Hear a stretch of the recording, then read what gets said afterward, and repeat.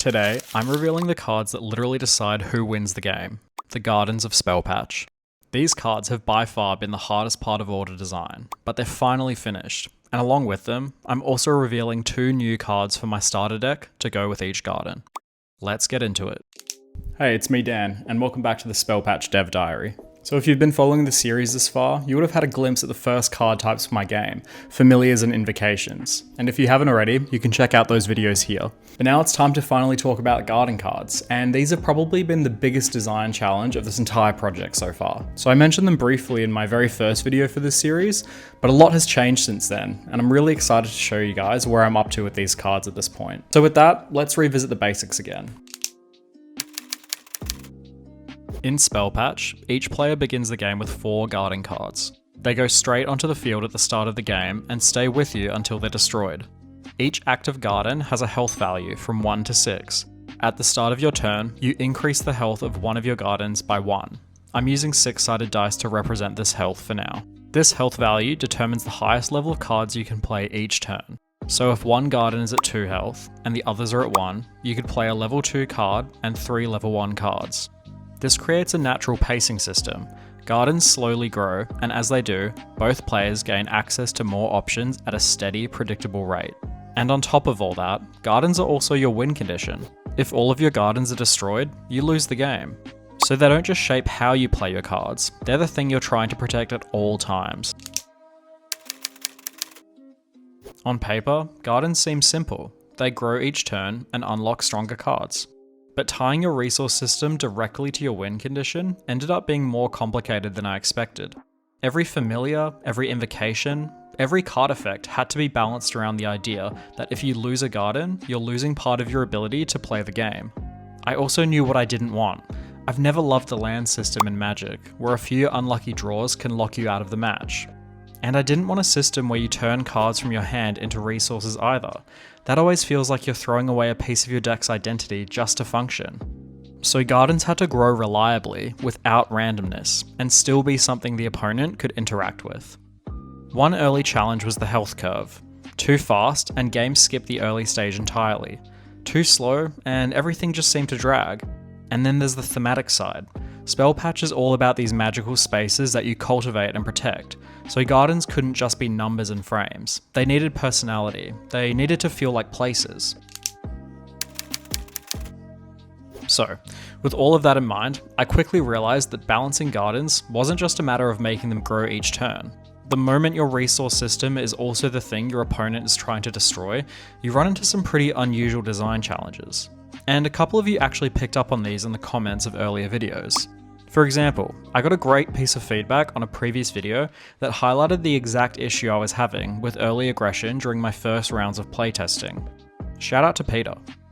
Lower power familiars were able to poke at gardens over and over without actually destroying them, and that kind of slow chip damage created these weird snowball moments where one player just couldn't catch back up. Other problems showed up around pacing, and how quickly or slowly gardens should level. And then you've got the question of what happens when a garden is destroyed? How dramatic should that moment feel? And how do you keep the game from falling apart after one bad turn? So I've been experimenting with a few different solutions, and things are finally starting to click into place, but I'm not quite ready to lock anything in today. There's still a bit of tuning to do before I show the updated mechanics. So in the next video, I'm going to walk through the revised rules I've been working on and show you exactly how I think these issues can be solved. For now though, I want to shift gears and take a look at the gardens themselves, the artwork, the vibe, and how they set the tone for each faction. Alright, so it's time for my personal favourite part, and that's the artwork. I want to introduce you guys to the very first garden card that I illustrated for Spellpatch, and it's for my Floral faction starter deck. This is Wildflower Meadow. So I wanted the Floral faction's first garden to feel like this dreamy, mystical place, but also maybe a little bit sinister underneath the surface. So I stuck with more of a gentle palette for this card. I was looking at like pastel colors, soft sort of like natural shapes, You can see I've got these sort of like wildflowers being like scattered in the wind. And I'm not much of a landscape artist, but I think overall I'm quite happy with how this one turned out. And this one's the insect garden. It's called the Underleaf Passage. So this one's leaning more in the realm of like darker greens.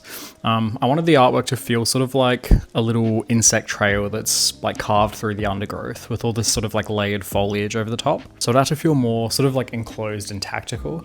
Like a well-trod sort of like marching trail where these little insect armies are sort of like moving through. And it reflects how I want the insect faction to feel and play like. Sudden ambushes, power in numbers, and a sense of things happening just out of sight. So both gardens share the same core template, but I hope each faction's identity is able to shine through in the artwork.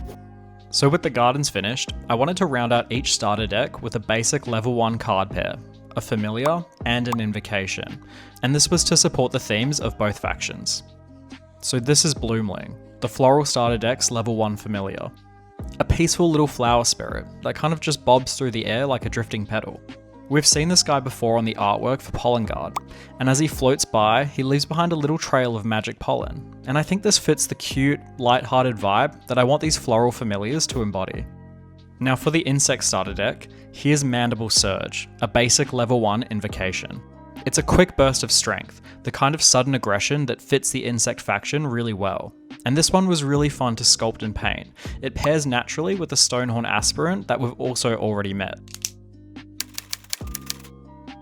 And that's a first taste of how gardens work in Spellpatch. I've got to say, I'm so happy with how these turned out. So they capture so much of each faction's personality, and I'm really loving how the gameplay is feeling after these small changes that I've made to the rules. So for next time, I've got an even bigger gameplay mechanic that I'm really excited to reveal for you guys, with a brand new card type that literally changes like the entire functionality of each player's deck, plus a reveal of probably 2 of my favorite card illustrations that I've done so far. So if you want to follow along as Spellpatch grows, feel free to like and subscribe. It genuinely helps so much. And if you have any thoughts about the garden cards or some of the mechanics that I've introduced in this video, I really appreciate the feedback, especially at this point in the game's development. So thanks for watching, and I'll see you guys in the next one.